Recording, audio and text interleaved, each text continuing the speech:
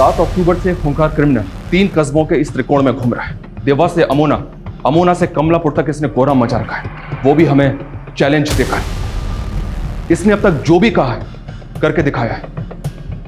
7 अगस्त को इसने पहली बार जो किया, किसी को अंदाजा नहीं था कि देवास का चलता फिरता बाजार इसकी दहशत से तितर बितर हो जाएगा।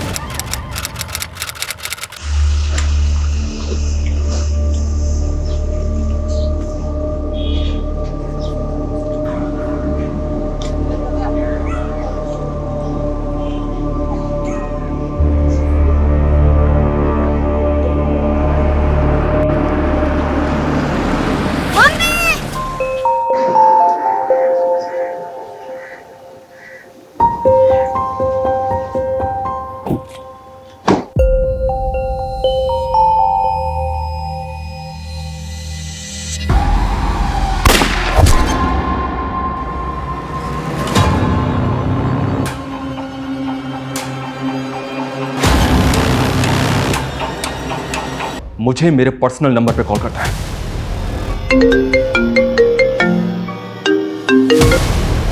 Hello, good afternoon sir. मैं फिर से देवास आ रहा हूं एक और मर्डर करने। हेलो हेलो,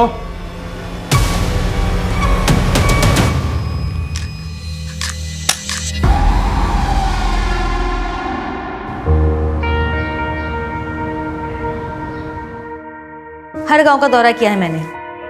15 से ज्यादा गांव में कोई काम ही नहीं हुआ है। जहाँ पानी की टंकियां लगी वहाँ पानी नहीं आ रहा, जहाँ बोरिंग हो रही वहाँ हैंडपंप नहीं है। क्या ये सब? रागिनी मैम, मैंने आपको पहले ही बताया था, ये अभिनव भदौरिया सिर्फ नाम के ठेके लेता है, काम वाम कुछ करता है नहीं वो। फिर भी पिछले ऑफिसर ने उसकी पेमेंट रिलीज करवा दी। नमस्कार मैडम। अभिनव भदौरिया, कम इन। क्या मैडम, आपसे मिलने के लिए आधे घंटे से बैठा हुआ वेट कर रहा हूँ। कमाल है। वैसे जनता भी आपको दिए हुए प्रोजेक्ट्स का फायदा उठाने का वेट ही कर रही है, लेकिन देखो मैडम, मैं जानता हूँ इस प्रोजेक्ट की आप इंचार्ज लगी हुई, लेकिन कुर्सी का एटीट्यूड मुझको मत दिखाना। अच्छा, देखो मैडम, मैं तुमसे इधर उधर की बात नहीं करूँगा, सीधी सीधी बात करूँगा। एक काम करता हूँ, तुम्हारी मिठाई को और मीठी कर देते हैं, या तुम बोलो कितना चाहिए। खड़ा हो, खड़ा हो, निकल यहाँ से। ये लो, मैं तो अपने पैरों पर खड़ा हो गया, लेकिन तुम अपनी सोचो। और हाँ, मुझे गिराने की कोशिश मत करना, वरना जो मिल रहा है ना वो भी नहीं मिलेगा।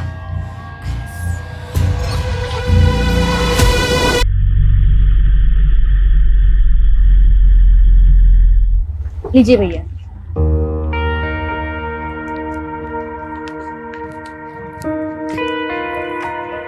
मम्मी शॉपिंग की है? हाँ, अंदर चलो दिखाती हूँ। बहू, आज फिर से फालतू खर्चा कराई? कमाती है तो इसका मतलब सब उड़ाती रहेगी? अरे माँ जी, सरकारी नौकरी है देवरानी की, अब ऊपर की कमाई ऐसे ही तो उड़ाएगी। बस करो भाभी, और कितने ताने मारोगी आप? खबरदार, जो बड़ी बहू को कुछ कहा तो। घर का सारा काम यही करती है, तू नहीं। तू क्या करती है? सुबह उठती है, सजती है, संवरती है और निकल जाती है घर से। घर के कामों से तो तुझे कुछ लेना देना नहीं है। माँ जी, मुझे अपना परिवार चलाना आता है, और भाभी मैं अपनी जॉब भी ना बहुत ईमानदारी से करती हूँ। आप लोगों के मशवरे की मुझे जरूरत नहीं है। रागिनी, ऐसे बदतमीजी से बात करोगी माँ से? चलो माफी मांगो। रागिनी, मैंने कहा माफी मांगो माँ से। मैं तो माफी मांग लूंगी, लेकिन थोड़ी नसीहत अपनी माँ और भाभी को भी दो कि मुझसे रोज ऐसे ना पेश आया करे। I am sorry.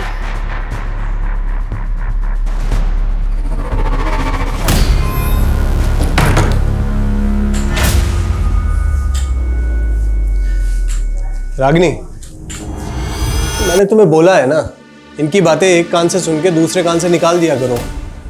मुझे आपकी तरह दिखावा करना नहीं आता है, मैं और नहीं रह सकती यहाँ पे। अच्छा, तो फिर बहस करोगी? आप अपनी मर्जी मुझ पर नहीं थोप सकते हैं। मेरे पेरेंट्स का घर है इंदौर में, खाली पड़ा है। आप चाहे तो मेरे और राहुल के साथ वहाँ शिफ्ट हो सकते हैं। अच्छा, ताकि लोग कहें अपना पुश्तैनी घर छोड़कर अपनी बीवी के घर में शिफ्ट हो गया। आपको अपनी ईगो प्यारी है तो मुझे भी अपनी सेल्फ रेस्पेक्ट की परवाह है। मुझसे बर्दाश्त नहीं होती रोज रोज की चिक चिक। मैं तो तुमसे तरीके से बात कर रहा हूँ, तुम तेवर दिखा रही हो। तेवर मैं दिखा रही हूँ, आप दिखा रहे हो। Mummy juice.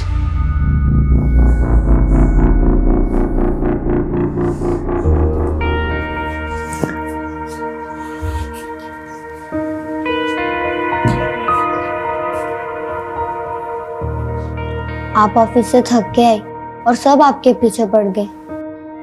मम्मी एक काम करो, आप ना मुझे चाय बनाना सिखा दो, तो कल से मैं आपको जूस के बजाय चाय बना कर दूंगा। तुझे इन सब चीजों की चिंता करने की जरूरत नहीं है, तो अपनी पढ़ाई पे ध्यान दे। हाँ मम्मी, आपका ध्यान भी तो मुझे ही रखना है ना।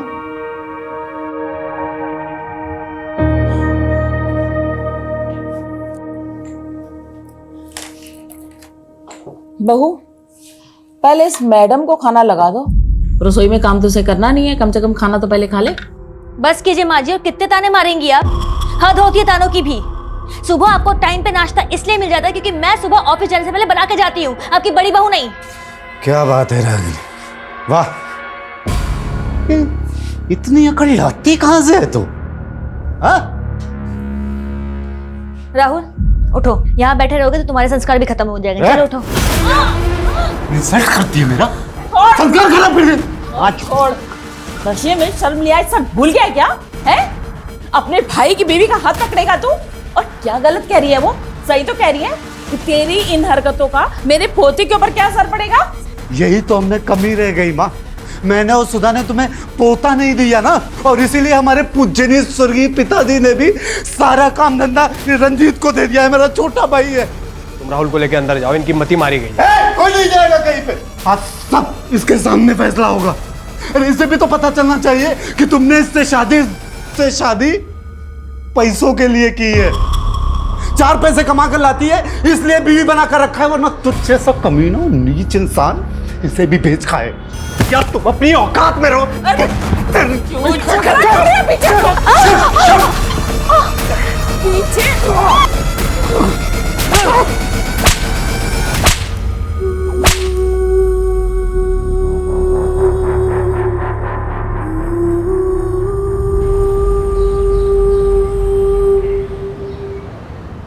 Happy birthday to you. Happy birthday, dear sir.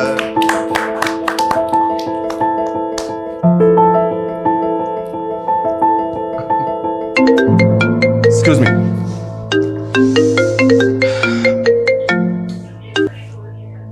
Hello, कौन? Happy birthday sir. Thank you so much. Sir, अपने के साथ क्या प्लान है सर? अरे तुम लोग तो जानते हो अपनी जॉब में प्लान कहाँ कर पाते हैं हम लोग कुछ भी। हाँ, लेकिन वाइफ का ऑर्डर है, आज शाम को 7 बजे तक घर पहुंचना है। फिर तो पहुंच रही है। हेलो,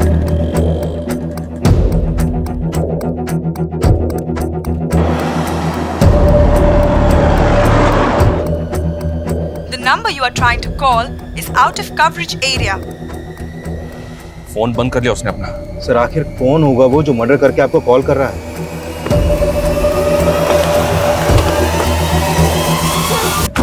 चलिए, हटिए। मम्मा उठो ना मम्मा, पापा।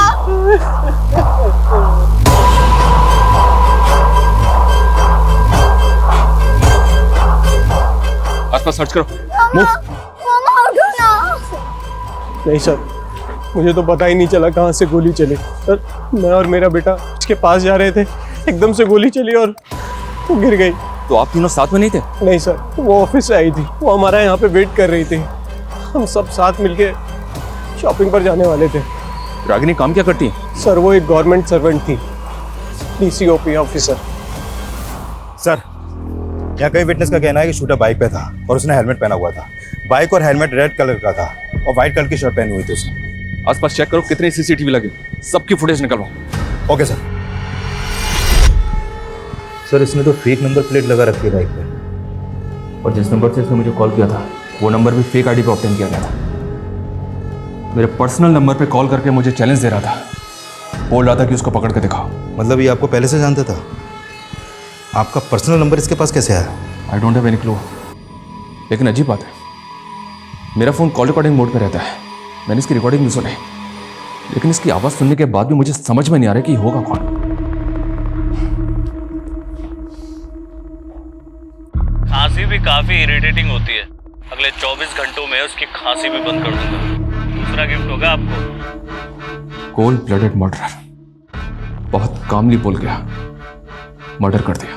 सर रागिनी एक गवर्नमेंट एम्प्लॉय थी, हमें रागिनी के प्रोफेशनल और पर्सनल दोनों एंगल को इन्वेस्टिगेट करना होगा सर। लेकिन इस किलर को भी ट्रेस करना हमें, धमकी दे रहा था कि 24 घंटे के अंदर एक और तोहफा देगा हमें। सर इस किलर की बाइक जिस डायरेक्शन में गई है हम वहाँ के सारे सीसीटीवी स्कैन कर रहे हैं। इसने मुझे 2 बार कॉल किया। पहली कॉल के वक्त इसका फोन MG रोड पे एक्टिव था और दूसरी कॉल इसने टाउन मार्केट से 2 किलोमीटर दूर अमुना रोड से की। उन दोनों एरिया में इंक्वायरी करो, पता करो इस होली का आदमी वहां किसी ने देखा था क्या। Okay sir.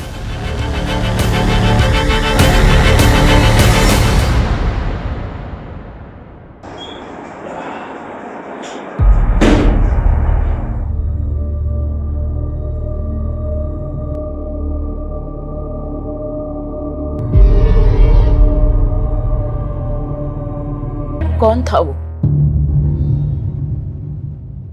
एक लाचार औरत ने किसी का क्या बिगाड़ा था जो उसको मार दिया? सरकारी नौकर थी वो, कहीं किसी गलत लोगों से झगड़ा तो नहीं मोल ले लिया था? सुधा क्या फालतू की बात कर रहे हो तुम लोग। रंजीत हिम्मत से काम ले तो। हाँ आपको बहुत पड़ी है मेरी, रागनी की भी यहाँ किसी को नहीं पड़ी थी। अब सब उसके दुश्मन हैं। मेरे बच्चे से उसकी माँ छीन ली। रागिनी का मर्डर कल दिन में हुआ था, उस वक्त तो उन्हें ऑफिस में होना चाहिए था। सर यही बात तो मुझे भी अजीब लग रही है।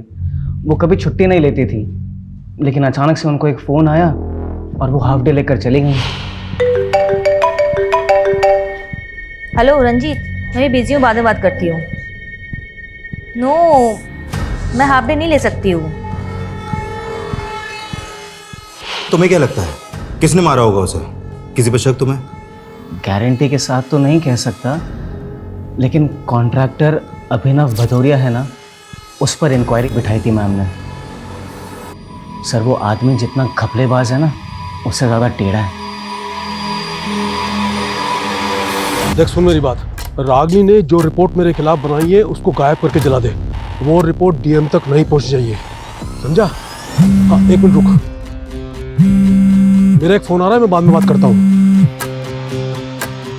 हेलो अभिनव भदौरिया? हाँ बोल रहा हूँ। निशांत कौशिक, देवास थाने आ जाओ, कुछ इंक्वायरी करनी है तुम्हारे साथ। कैसे इंक्वायरी? DOCP रागिनी सोनकर के मर्डर के सिलसिले में। इंस्पेक्टर मैं इस समय रजोड़ा में हूँ, देवास आते आते शाम हो जाएगी। कोई बात नहीं, शाम को 7 बजे तक आ जाओ, वेट कर रहा हूँ तुम्हारा। ओके।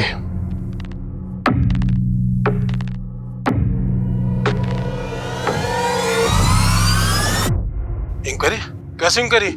DOCP रागिनी सोनकर के मर्डर के सिलसिले में। इंस्पेक्टर मैं इस समय रजोड़ा में हूँ, देवास आते आते शाम हो जाएगी।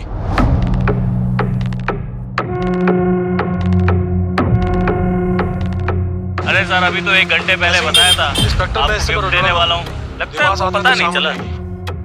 नहीं सर, अभिनव भदौरिया की आवाज़ उस कॉलर से मैच नहीं हो रही। हाँ लेकिन इसका स्ट्रॉन्ग मोटिव है रागिनी को मरवाने का, और यह भी तो हो सकता है कि वो कॉलर इसी के इशारे पे काम कर रहा हो। उस कॉलर के बारे में कोई लीड? सर देवास मार्केट के आगे के 2-3 CCTV में वो कैप्चर तो हुआ है, लेकिन फुटेज से कुछ खास पता नहीं चल पा रहा है। और हम उन दोनों जगहों पर भी पूछताछ कर रहे हैं जहाँ से उसने आपको कॉल किया था, लेकिन वहाँ से भी अभी तक कोई क्लू नहीं मिला है सर। और सर हमने अपना खबरी नेटवर्क की। सर रागिनी की प्रिलिमिनरी पोस्टमार्टम और ballistic report sir. 9mm pistol से फायर किया गया था सर। फैमिली को बॉडी दे दी।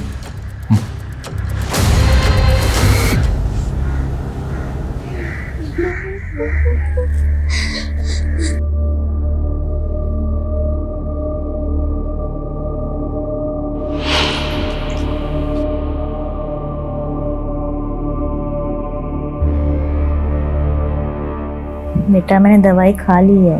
मम्मा जब मुझे फीवर होता है तब आप मुझे दवाई खिलाते हो, पट्टी लगाते हो, तो मैं कैसे फटाफट ठीक हो जाता हूँ। वैसे आप भी अभी जल्दी ठीक हो जाओगी।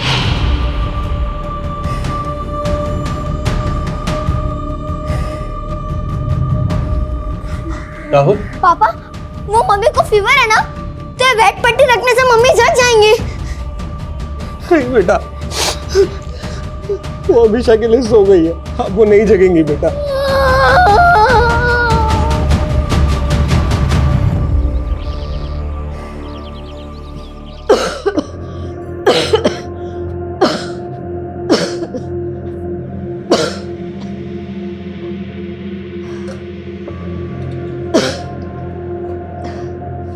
माँ जी, आपको टीबी है, आप क्यों चीजों को हाथ लगा देती हैं? हमें भी फैल गया तो? सुनिए अपनी बीवी की बात। तो अगर नहीं चाहती कि मैं घर के किसी चीज को हाथ लगाऊं, तो मेरे कमरे में पानी का मटका क्यों नहीं रख देती? अरे आपको तो हर बात बुरी लगेगी ना। आपको जो चाहिए आपको अंदर मिल जाएगा, बस आप अपने कमरे से बाहर मत निकलना।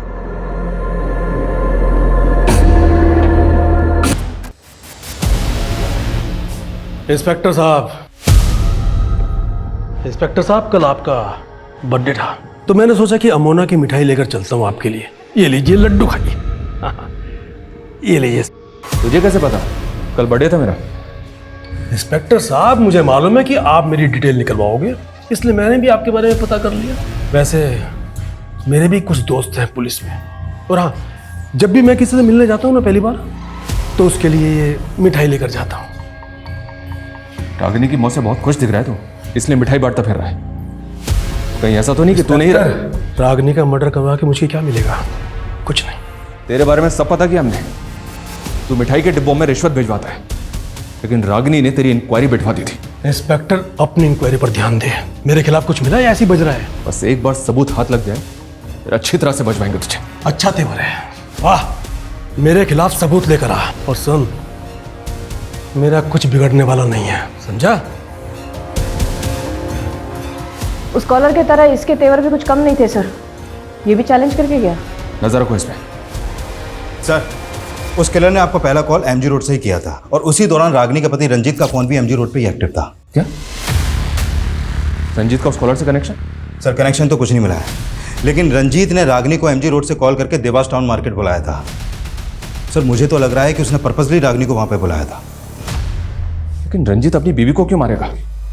क्या मोटिव हो सकता है उसका?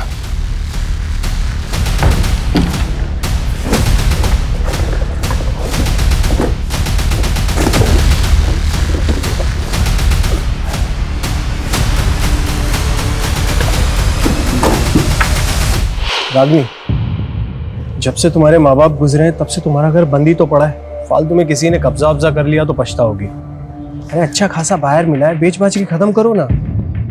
मैंने कितनी बार कहा है आपको कि मुझे वो घर नहीं बेचना है? मेरे पेरेंट्स की आखिरी निशानी है वो, और आप क्यों उस घर को बिकवाने पे तुले हुए हो? हाँ, जब देखो तब घर बेचना है, घर बेचना है, घर बेचना है। आज के बाद इस टॉपिक पे कोई बात नहीं होगी। पता नहीं क्या चल रहा है आपके मन में। जो मन में चल रहा था ना वो बता दिया। फालतू बोल के पारा मत चढ़ाओ मेरा। एक तो तुम जैसी लड़की से शादी की, जॉब करने दिया, ऊपर मेरे ही सर पे चढ़ोगी। माँ बिल्कुल ठीक बोलती है, तुम्हें ना जरूरत से ज्यादा छूट दे दी मैंने। क्या पुलिस स्टेशन?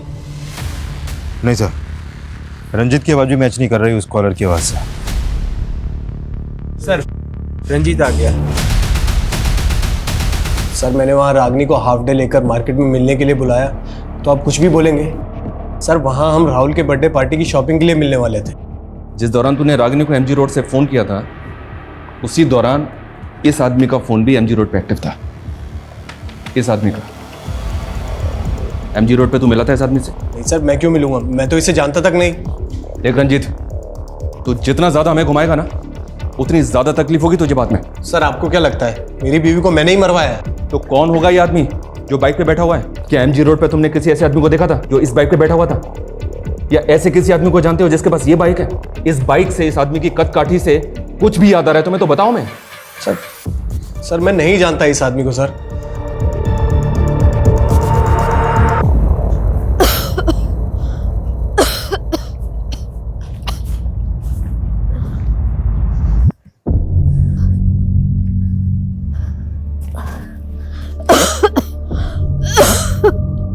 हे भगवान,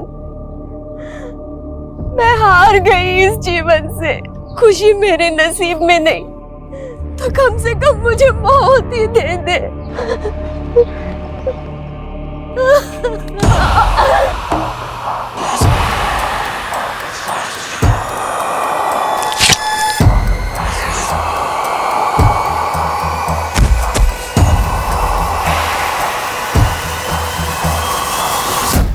भले ही रंजीत की आवाज उस कॉलर से नहीं मिलती, लेकिन इत्तेफाक नहीं हो सकता कि जिस एरिया से उस कॉलर ने मुझे पहला कॉल किया था, उसी एरिया में रंजीत भी था। ये रंजीत घुमा रहा है मैं। सर अगर रंजीत के मोटिव पे जाए तो उसकी पत्नी रागिनी एक रिच फैमिली से बिलोंग करती थी, माँ बाप की एक लौती बेटी थी और उनके जाने के बाद इंदौर का घर रागिनी का होने वाला था, जो अब रागिनी के बाद रंजीत का हो जाएगा। हाँ लेकिन हेलो, कौन? आपका एक और गिफ्ट तैयार है सर। अमोना के सिमर गांव में जो इच्छा पूर्ति पेड़ है ना, वहाँ एक और मर्डर कर दिया मैंने। देख, तू जो भी है, तू बचेगा नहीं मुझसे। अरे चिल्लाओ मत सर। एक तो आप सिर्फ चिल्ला सकते हो, मुझे पकड़ नहीं सकते। तरस आता है मुझे आपकी लाचारी पे।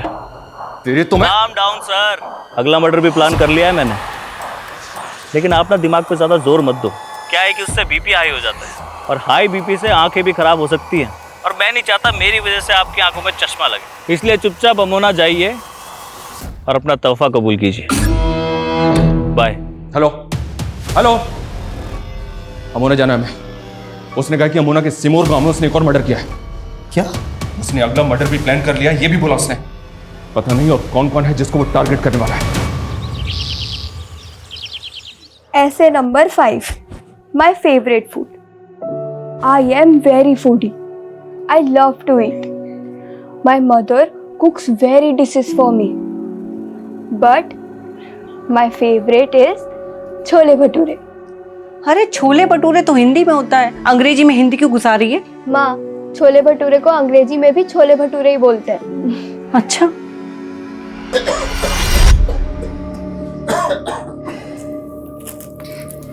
गीता देखो देखो मैं क्या लाया हूँ, तुम्हारे नए स्कूल के कपड़े।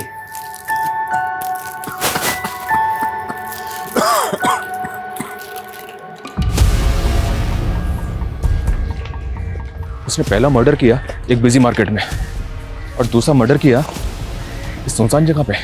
यस सर, पहले विक्टिम को शूट किया गया और इसका गला चाकू से स्लिट किया गया। दोनों का कातिल एक है तो पॉसिबल है कि रागिनी और मंजू ये दोनों एक दूसरे को जानते हो। नहीं सर, हम किसी रागिनी को नहीं जानते, और माँ ने भी कभी किसी रागिनी का जिक्र नहीं किया। इस आदमी को गौर से देखिए, हमें शक है कि इसी ने आपकी मदर को मारा है। इसका चेहरा तो नहीं दिख रहा है, लेकिन क्या आप किसी ऐसे आदमी को जानते हैं जो ऐसी बाइक चलाता हो, जो इसी कद का ठिका हो? नहीं सर, कुछ समझ नहीं आ रहा है इसमें। किसी पे शक, कोई दुश्मनी वगैरह कुछ भी? सर माँ की किसी से क्यों ही दुश्मनी होगी, वो तो एक बीमार औरत थी। इसीलिए हम उन्हें कहीं जाने भी नहीं देते थे। बस कभी कभी अपना मन बहलाने के लिए और माथा टेकने के लिए वो यहाँ आ जाती थी। ये अचानक क्या हो गया मोहन भाई साहब को? डॉक्टर बोल रहे हैं सीमेंट फैक्ट्री में काम करने की वजह से उन्हें बहुत बड़ी बीमारी हो गई। इलाज के लिए 5 लाख रुपए मांग रहे हैं अस्पताल वाले। तो सीमेंट के फैक्ट्री के मालिक से बोलो कि वो कोई मदद करे। बोला था, उसने तो 30,000 रुपए हाथ में पकड़ा दिए, और अब तो कुछ सुनने को तैयार ही नहीं है। अब तुम ही मदद करो ना मेरी। अभी मेरी कहाँ औकात है लाखों तक। अब मैं यहाँ वहां से जुगाड़ करके 20-25 हजार की मदद कर सकता हूँ। सर, अब इस बार उसने वो कॉल अमोना के सिमोर गांव से ही किया था। देवास से अमोना तकरीबन 7 किलोमीटर ही दूर है, मतलब वो आसपास के ही किसी एरिया का होगा। हो सकता है, और हो सकता है कि इस बार भी वो फेक नंबर प्लेट वाली बाइक या फिर कोई दूसरा व्हीकल आया। सर, हम अमोना से देवास के बीच में जितने भी सिग्नल्स हैं वहाँ के सारे सीसीटीवी चेक कर रहे हैं। हाँ, लेकिन हमें ये कैसे समझ में आएगा कि उस किलर का अगला टारगेट कौन होगा, कौन से एरिया का होगा? उसने दोनों दफा औरतों को ही टारगेट किया है, एक तरफ रागिनी और दूसरी तरफ टीबी की पेशेंट, वो बुजुर्ग औरत। वो ऐसे ही लोगों को क्यों मार रहा है? क्या मोटिव है उसका? और सर, इधर मंजू और रागिनी का भी कोई कनेक्शन नहीं मिला अभी तक। रागिनी की फैमिली ने भी मंजू को आइडेंटिफाई नहीं किया। सर, कहीं कोई सीरियल किलर? नहीं विकास, ये सीरियल किलर तो बिल्कुल भी नहीं है। ये फोन करके मुझे चैलेंज दे रहा है। कोई तो मोटिव है इसका। सर, अभिनव भदौरिया का मंजू से कोई कनेक्शन नहीं निकला सर। ये कॉल डेटा रिकॉर्ड से किया, अभिनव की है। एक नंबर बार बार रिफ्लेक्ट कर रहा है सर। रागिनी के जेठ अर्जुन का नंबर है। काफी सारी बातें होती हैं इनके बीच।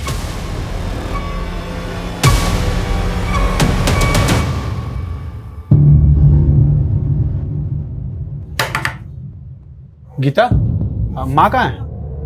हॉस्पिटल, अभी आ ही रही है खाना लेने। मोहन भैया कैसे हैं भाभी? उनकी हालत बहुत नाजुक है, और अभी तो पूरा पैसा भी नहीं हो पाया है इलाज का। मैं वही बताने आया था कि मैंने एक सरकारी आदमी का मालूम किया है, मोहन भैया के इलाज के खर्चे में वो रियायत दिला सकता है। कैसी रियायत?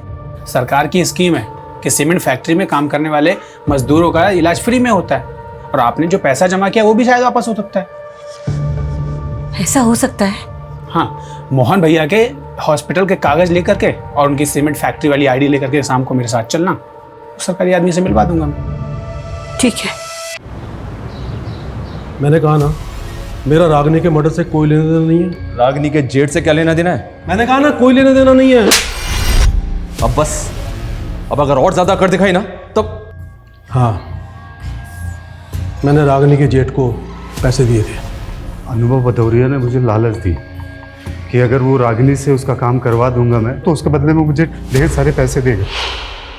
ऑटो ऑटो, एक गणेश नगर पे जा। रागिनी, भैया आप यहाँ? देखो, मैं जो बात करने वाला हूँ वो हम घर में नहीं कर सकते थे। कैसी बात है? अभिनव भदौरिया मोटा पैसा दे रहा है, उसके काम में अड़चन मत डालो। आप होते कौन है मुझसे ये बात करने वाले? हाँ, अगर आप मेरे जेठ ना होते ना तो आपको अंदर करवा देती मैं। फिर रागिनी नहीं मानी तो तूने और अभिनव ने मिलकर उसको? नहीं सर, ऐसा कुछ भी नहीं है, मैं सही कह रहा हूँ, मैंने उसे नहीं मारा। बहुत गंदी चाल खेल रहे हो तुम रंजीत। एक तरफ रागिनी गई और दूसरी तरफ मेरे पति को अंदर कर दिया। क्या तुम सबकी जमीन जायदाद अकेले ही हड़पना चाहते हो? माफ करो भाभी। माँ जी, आप क्यों चुप बैठी है? आप भी जानती है इसी ने मारा है रागिनी को। तेरा दिमाग खराब हो गया क्या? चुप कर।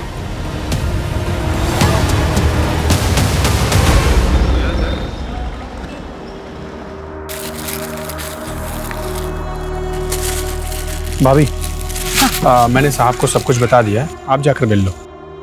चल। हाँ गीता, तुम यहीं रुको, बैठो। तू यहीं रुक, मैं अभी आई।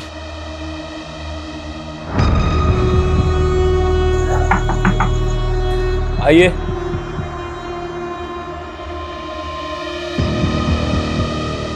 साहब, ये मेरे पति के इलाज के पेपर और सीमेंट फैक्ट्री का आईडी कार्ड है। कि ठीक है। हाँ ठीक है, हो जाएगा। अंकल, माँ को कितनी देर लगेगी? आप बैठो बेटा, आ जाएगी माँ भी, बस थोड़ी देर में, बैठो।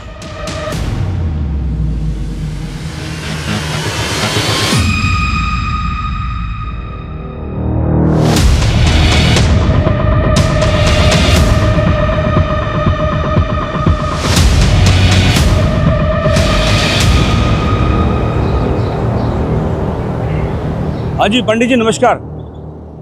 पंडित जी, अपने बेटे विक्रम की बरसी पर पूजा रखवाना चाहता हूँ, आपसे आके मिल सकता हूँ? जी, नमस्कार।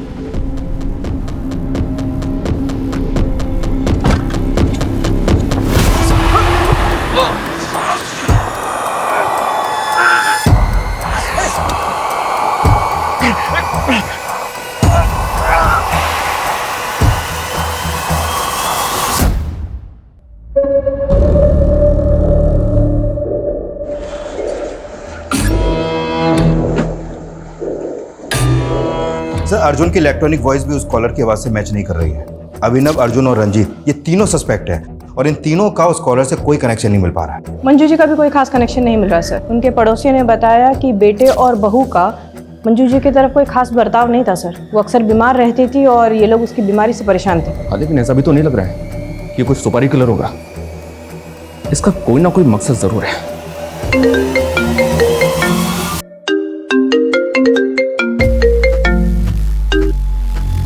हेलो सर, कमलापुर के पंचायत भवन के पास एक तोहफा छोड़ा है आपके लिए।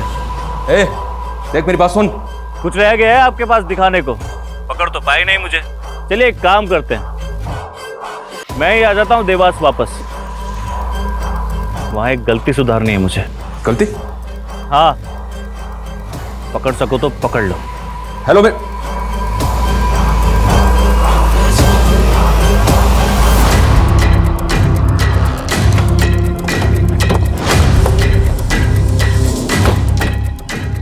आसपास सर्च करो। फिर यहाँ पे मर्डर हुआ है, लग नहीं रहा मुझे। विकास, पंचायत भवन में बात करो, पता करो क्या उन्होंने किसी ऐसे लड़कों को देखा है जिसका हुलिया उस कॉलर के हुलिये से मैच करता है। सर, गो फास्ट।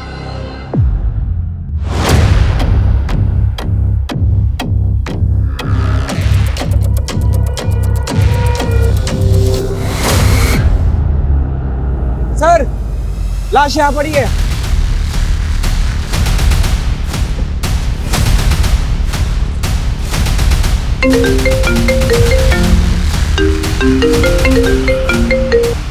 हाँ बोलो। सर इस बार उसका फोन देवास के एसएम रोड पर एक्टिव था सर।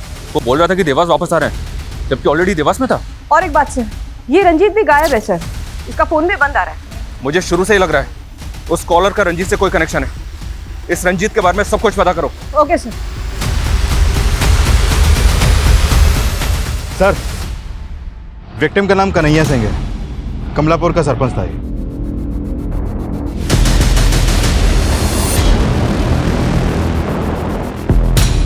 मैडम ये क्या कर रही हैं आप?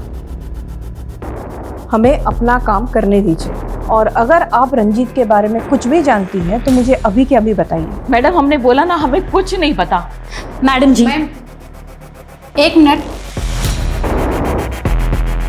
ये देखिए इतने सारे प्रॉपर्टी के पेपर हैं, सब में नाम अलग अलग हैं।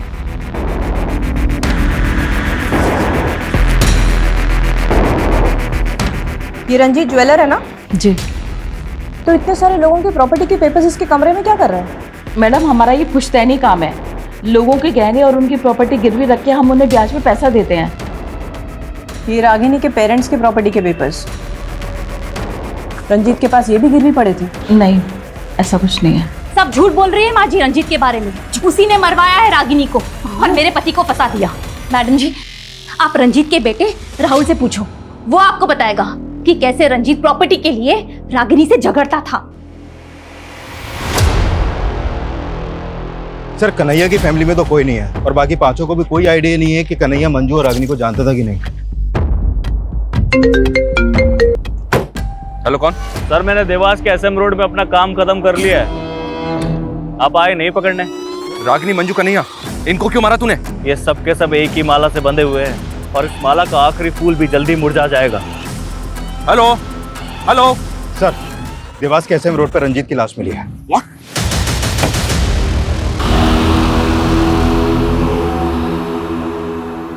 रागिनी की तरह रंजीत को भी शूट कर दिया।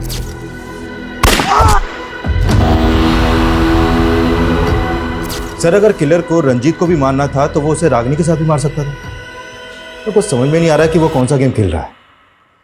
उसने बोला था दोबारा देवास आ रहा है गलती सुधारने, और रंजीत का मर्डर। इसका क्या मतलब कि वो पहले ही रंजीत को मारना चाहता था लेकिन गलती से गोली रागिनी को लग गई?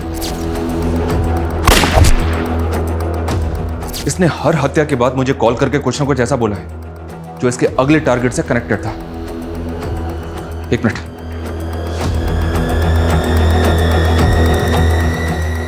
ये सुनो। खांसी भी काफी इरिटेटिंग होती है। और सेकंड विक्टिम मंजू थे, टीबी पेशेंट। उसके मर्डर के बाद उसने कहा अगला मर्डर भी प्लान कर लिया है मैंने, लेकिन आप ना दिमाग पे ज्यादा जोर मत दो। क्या है कि उससे बीपी हाई हो जाता है और हाई बीपी से आंखें भी खराब हो सकती हैं, और मैं नहीं चाहता मेरी वजह से आपकी आंखों में चश्मा लगे। थर्ड विक्टिम का नहीं है, हैवी नंबर का चश्मा लगा था उसे। तो फिर सर उसने आखिरी कॉल में क्या कहा जो हमें अगले टारगेट का हिंट थे? ये सब के सब एक ही माला से बंधे हुए हैं और इस माला का आखिरी फूल भी जल्दी मुरझा जाएगा। माला और फूल? माला और फूल? यस, माला और फूल। लेकिन सर इससे कैसे पता चलेगा कि वो किसको मारने वाला है?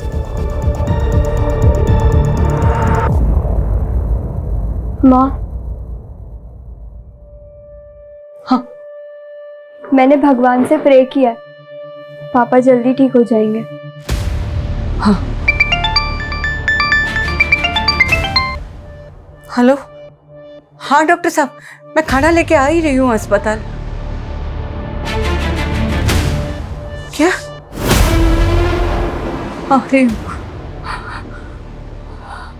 क्या हुआ माँ? पापा ठीक है ना?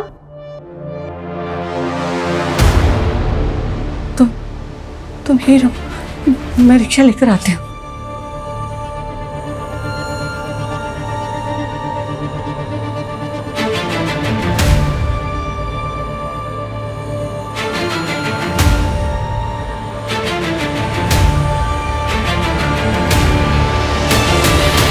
सर, किलर ने अभी तक हमें 5 बार कॉल किया और हर बार अलग अलग फेक आईडी का सिम यूज किया।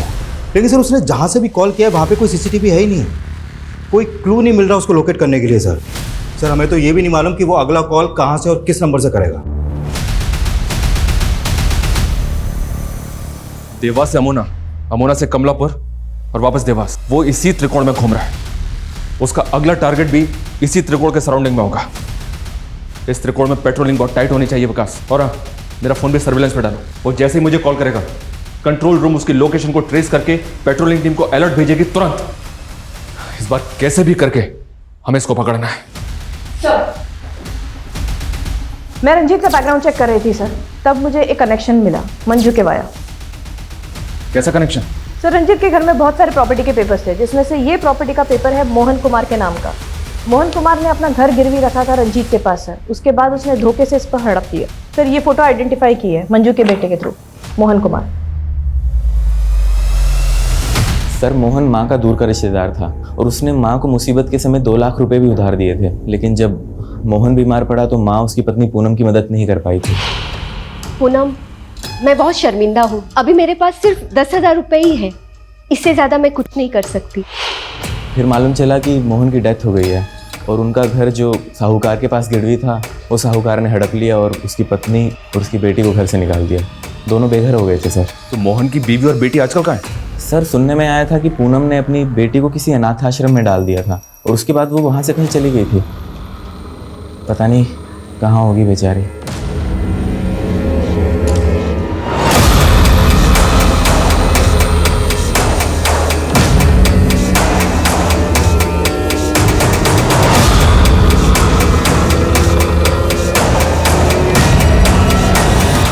सर पूनम 2 साल पहले गीता को एक अनाथ आश्रम में छोड़ के गई थी और करीब 6 महीने पहले इंदौर की एक फैमिली ने गीता को वहां से अडॉप्ट किया था। पूनम की फैमिली के बेघर होने के पीछे मंजू एक वजह है, क्योंकि उसने पूनम को 2 लाख रुपए नहीं दिए थे। वहीं रंजीत ने उनका घर गिरवी रख लिया था। लेकिन कन्हैया का इस फैमिली से क्या कनेक्शन होगा? सर कन्हैया का तो कोई कनेक्शन नहीं मिला, लेकिन हाँ किलर का पूनम की फैमिली से कोई ना कोई कनेक्शन जरूर हो सकता है।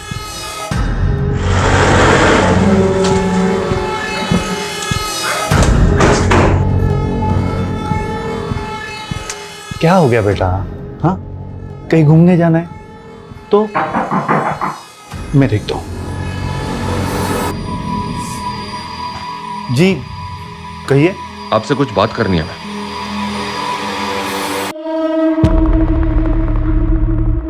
सर गीता हमारे साथ पिछले 6 महीने से रह रही है, लेकिन अभी तक अपनी माँ को नहीं भूल पाई है। गीता बेटा, तुम्हारी माँ ने तुम्हें अनाथाश्रम में छोड़ा था। क्या तुम्हें याद है उन्होंने जाने से पहले तुमसे क्या कहा था? कहाँ गई थी?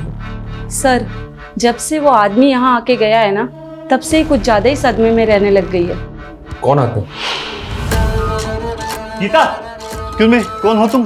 क्या एक मिनट। क्या 1 मिनट? अरे किसी के घर में घुस क्या? गीता, अरे बेटा तो ठीक है ना? कब से ढूंढा था मैं तुझे। चल चल। अरे ऐसे कैसे लेके जा सकते हो किसी को किसी के घर से?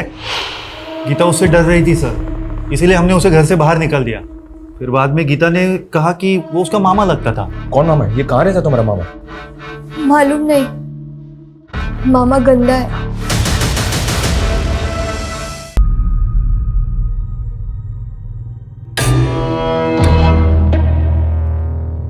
सर इसकी कद काठी और बाइक तो उसी किलर से मैच हो रहा है। दिक्कत वैसे ही लग रहा है, शायद मैं इससे पहले भी मिला हूं। ये वही किलर है और इसका अगला टारगेट माला और फूल से कनेक्टेड है। माला और फूल? गीता बेटा, क्या तुम किसी ऐसे आदमी को जानती हो जो माला और फूल से कनेक्टेड है? माला वाले अंकल मेरे पापा के दोस्त हैं। कौन माला वाले अंकल?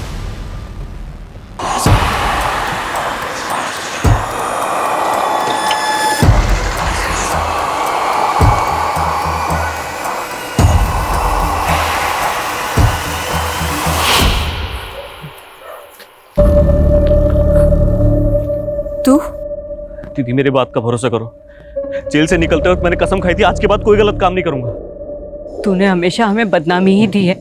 तेरी वजह से बाबा का सर झुक गया, उन्होंने आत्महत्या कर ली और मैंने उसी समय से सोच लिया था कि तुझसे अभी कोई रिश्ता नहीं रखना मुझे।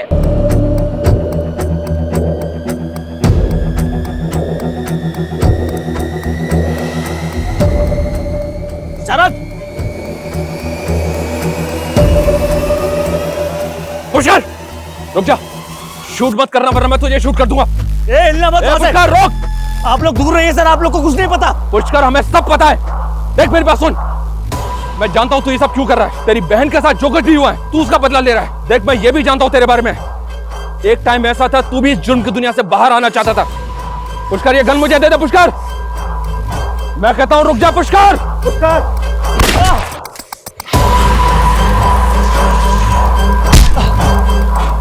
लेकर जाओ इसे।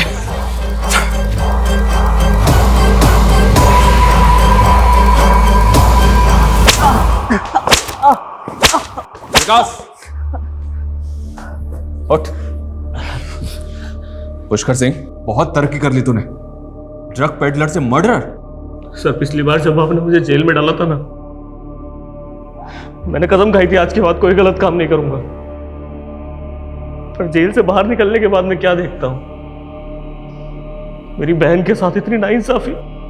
मेरे जीजा बीमार क्या हुए, उस बुढ़िया मंजू ने घर से 2 लाख रुपए मार लिया। उसके बाद उस रंजीत ने मेरे जीजू के मरने के बाद घर हड़प लिया। और शरद ने मेरी बहन की मजबूरी का फायदा उठाया उस कन्हैया के साथ। उससे भी जब उसका जी नहीं भरा तो उसने मेरी बहन को कहीं भेज दिया।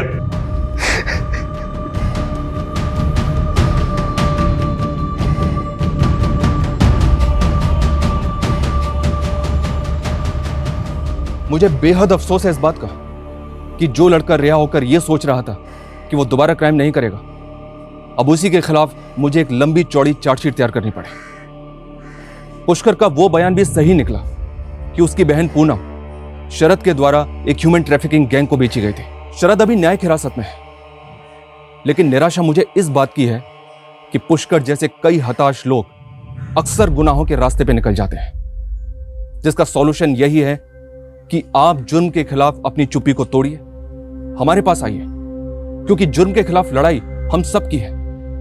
क्योंकि सिर्फ पूनम ही नहीं, पूनम जैसे लाखों विक्टिम्स आज भी गुनाहों के ऐसे अंधकार में खोए हुए हैं जहां से उनके अपने, गीता जैसे उनके कई रिश्तेदार सालों से उन गुमशुदा लोगों का इंतजार कर रहे हैं। जय हिंद।